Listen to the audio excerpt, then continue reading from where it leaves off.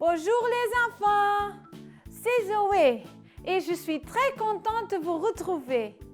Vous me manquez trop! Alors, j'ai préparé un grand cœur pour vous dire que je vous aime.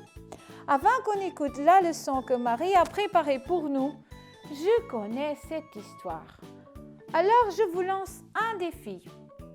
J'ai ici les personnages de l'histoire. Je vais vous les montrer et vous allez essayer de deviner l'histoire dont nous allons parler. Vous êtes prêts? Alors, voici un fils et un deuxième fils, un papa et des cochons. Oui, c'est l'histoire du fils prodigue. C'est ça, vous avez deviné, une histoire que Jésus nous raconte pour nous apprendre une leçon. On appelle ça une parabole. On retrouve cette histoire dans le livre de Luc, au chapitre 15. Nous allons dire le début de la parabole tous ensemble de l'histoire, comme chaque histoire. On y va?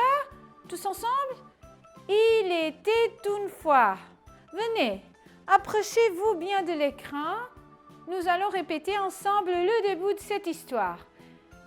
1, 2, 3. Il était une fois un monsieur qui avait 2 fils. 1, 2. Un jour, le plus jeune des fils dit à son père: « Papa, le jour où tu mourras, je recevrai une partie de ton argent, n'est-ce pas ?» Son père lui répond: « Oui, mon fils, c'est correct. Cette partie d'argent s'appelle ton héritage. Et à ma mort, oui, tu le recevras. » Le fils lui dit: « Je vais peut-être encore devoir attendre longtemps, moi, avant que tu ne meures. Donne-moi ma part d'argent tout de suite. » Eh bien, celui-là, dis donc, il ose. Hein. Son père était bien triste d'entendre son fils lui parler ainsi, mais il décide quand même de lui donner ce qu'il demande. « Voici ton argent, » lui dit-il. Le fils part en voyage très très loin de la maison de son père. Et il dépense tout son argent jusqu'au jour où il n'a plus d'argent. De plus, dans le pays où il est maintenant, il arrive une grande famine, c'est-à-dire que les gens ne trouvent plus de quoi manger. Notre garçon se retrouve sans argent et sans nourriture. Alors, il trouve un petit travail, celui de garder des cochons.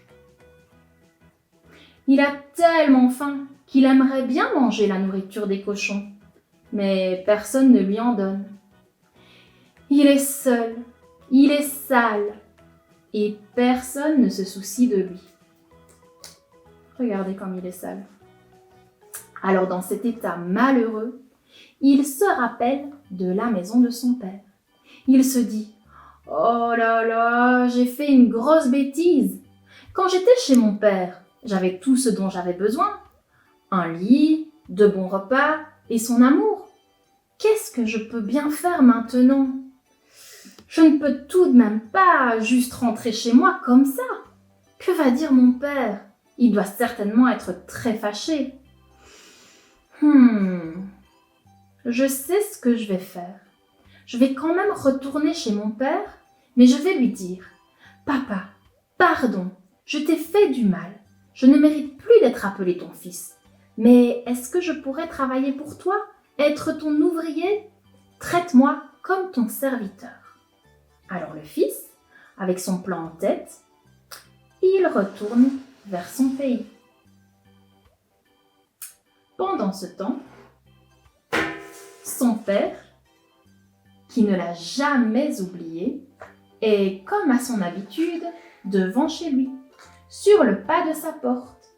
Et il regarde à l'extérieur le paysage pour voir si par hasard son fils ne revient pas. Et ce jour-là, quelle ne fut pas sa surprise quand il remarque au loin un petit point, quelqu'un qui marche vers sa maison.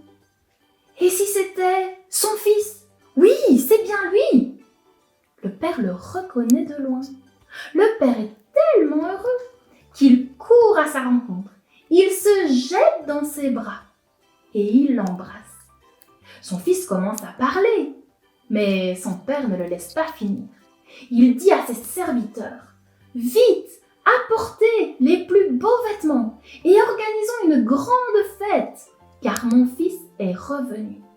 Regardez la belle tenue qu'on lui met. » Le papa dit: « Il était perdu et maintenant il est à nouveau en sécurité chez moi. » Waouh! Quelle belle histoire, les enfants! Jésus nous explique au travers de la Bible. Que voyons-nous dans cette histoire? Un fils qui un jour décide de s'éloigner de son père. Il avait tout, mais il croit que ce sera mieux ailleurs. Il exige de recevoir ce que son père peut lui donner, et puis hasta la vista, il s'en va. Les enfants, quand je lis cette histoire, je me dis que ce père, si bon, si aimant, c'est Dieu. Et ce fils, les enfants, qui prend une mauvaise décision et n'est pas gentil du tout avec son papa, je me dis que parfois, c'est moi. T'est-il déjà arrivé à toi de t'éloigner de Dieu exprès? J'imagine que non. Mais moi, je vais te dire un secret. À moi, oui, ça m'est déjà arrivé de m'éloigner de Dieu exprès. Pourquoi? Est-ce que vous voulez que je vous raconte? Vraiment? Bon, ok, mais ça reste entre nous, d'accord? Je me souviens d'une fois, en particulier, il y a quelques années, donc vous voyez, j'étais déjà grande, où j'ai prié de tout mon cœur pour la guérison de quelqu'un qui était très malade. Et puis cette guérison, que j'avais demandée à Dieu de tout mon cœur, elle n'est jamais arrivée. La personne est partie rejoindre Jésus pour l'éternité, et moi, je suis restée très triste pour un long moment. D'abord, je dois bien vous l'avouer, j'étais fâchée. J'ai dit: « Eh bien, si c'est comme ça, Jésus, moi je m'en vais, loin de toi. Je fais plus rien, ni pour toi, ni avec toi. » Oui, je me suis dit ça. Mais avec le temps, j'ai réalisé que au plus je m'éloignais de Dieu, au plus j'avais mal au cœur. Et un jour, après des jours de colère et de tristesse, je suis revenue à Dieu. J'ai dit en prière: « Pardon Jésus. » Et là, je me suis aperçue qu'en fait Dieu, comme dans notre histoire, Dieu ne s'était jamais éloigné de moi. C'était moi qui m'étais éloignée de lui. Je me suis aperçue qu'il n'avait jamais cessé de m'aimer, d'un amour parfait. Et que pendant que moi, je râlais toute seule dans mon coin et que je partais loin de lui, eh bien Dieu, il m'attendait en espérant que je revienne à lui. Et le jour où je suis revenue à lui, il m'a réaccueilli à nouveau dans ses bras d'amour. Il a re-rempli mon cœur de paix et de joie, comme seul lui sait le faire. Parfois, les enfants, on passe par des moments difficiles et on ne sait pas pourquoi Jésus ne répond pas à nos prières comme nous on le veut. Mais ça, c'est sa part à lui. Notre part à nous, c'est de continuer à lui faire confiance, c'est de rester proche de lui, accroché à lui, car les enfants, Dieu sait toujours ce qu'il fait. Regardez ici, cette petite souris dans cette cage ici sur la table. Elle est enfermée. Et imaginons qu'elle prie chaque jour Dieu et qu'elle dit: « Dieu, ouvre la porte de cette cage, s'il te plaît. » Tous les jours, elle fait ça. Et Dieu, il n'ouvre jamais la porte. Pourquoi, les enfants? Parce qu'il est un mauvais Dieu? Parce qu'il n'aime pas cette petite souris? Non. Parce que Dieu sait que s'il ouvre la porte de la cage, la souris va se faire dévorer par le chien ici en bas sous la table qu'elle ne voit pas. Quand Dieu ne répond pas, c'est qu'il a ses raisons. Dieu nous aime d'un amour parfait toujours. Il veut le meilleur pour nous. Il nous prépare une place, la meilleure place, pour être avec lui pour toujours dans le ciel. Et ça, c'est incroyable. Ça, c'est formidable. Il veut aussi le meilleur pour nous ici sur terre.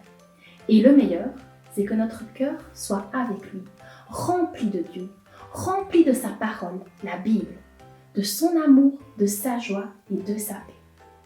Alors fermons les yeux et prenons un temps de prière, les enfants, depuis chez vous. Seigneur Jésus, aide-nous à toujours te faire confiance, Seigneur. Même quand tu ne réponds pas à nos prières comme nous le voudrions, aide-nous à nous accrocher à toi, Seigneur. Merci parce que toi, tu ne t'éloignes jamais de nous.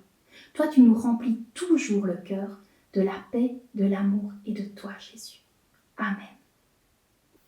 Je vous propose un petit bricolage sur le thème de la leçon pour vous rappeler que même dans les difficultés, même quand Dieu ne répond pas comme on le souhaiterait, il faut rester proche de lui, continuer à prier et à lire sa parole, la Bible. Pour ce bricolage, il vous faut de la colle, une paire de ciseaux, des marqueurs et une feuille. Sur cette feuille, vous dessinez 2 cercles, un avec un cœur, un avec la Bible, la parole de Dieu. Alors le cœur est vide, mais quand on se met en action, regardez, quand on prend la bonne décision de se rapprocher de Dieu, de lire sa parole, et bien quand vous faites comme ça, j'espère que ça va se voir à la caméra, la parole de Jésus reste dans notre cœur, ses mots restent avec nous. Waouh! Merci pour votre écoute et je vous laisse avec un petit verset à étudier chez vous. Il se trouve dans le livre des psaumes. Écoutez, le voici. Dites merci au Seigneur car il est bon. Oui, son amour dure pour toujours. Psaume 136, 1. Les enfants, je vous souhaite un très bon dimanche et je vous fais de gros bisous.